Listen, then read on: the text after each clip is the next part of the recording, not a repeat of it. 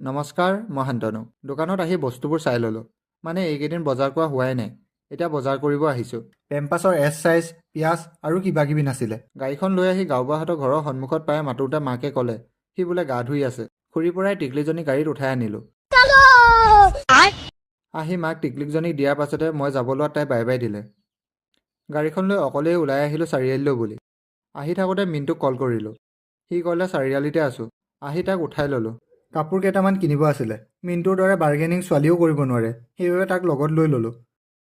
আহি চাৰিকৰীয়া clothing hub পালোহি। এইখন এখন বেলেগ দোকানতেই ৰাইজ। তলা খুলি নিজে কাপোৰ কিনিব আহিছোঁ। মালিক ঘৰত শুই আছে বোলে।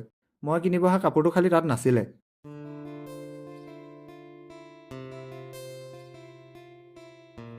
20 টকা বচাবৰ বাবে ধুবুৰীৰ পৰা আহি শদিয়াত গাড়ীখন পাৰ্কিং কৰি ল'লোঁ।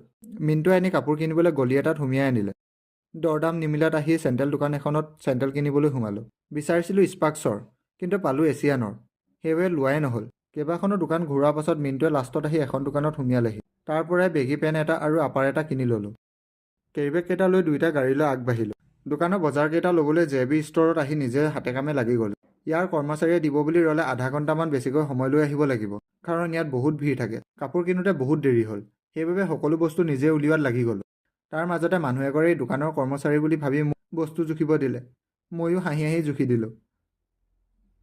মাক আৰু কিবা লাগিব নেকি ফোনত সোধা পাছতে বস্তুবোৰ উলিয়াই শেষ হ'ল।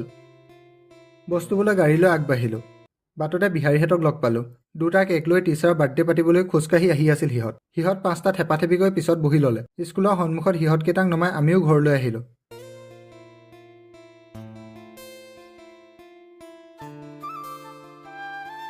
ঘৰত আহিয়ে মানুহখিনি অলপ উৎপাত শুনি ওলাই আহি দেখিলোঁ। সাপে কুকুৰা কণী খালে বোলে। 9টা কণী আছিলে, এতিয়া 7টাহে আছে। বৌদৱে সাপটো দেখিছিলে, কিন্তু সাপটো বোলে গাঁতত সোমাই গ'ল। উলিয়াই খেদিবলৈ পানী, ফেনাইল সকলো দিলে, কিন্তু সাপটো বিচাৰিহে নাপালে। বাৰু আজিলৈ ইমানে। পুনৰ এটা নতুন ভিডিঅ'লৈ লগ পাম। বাই।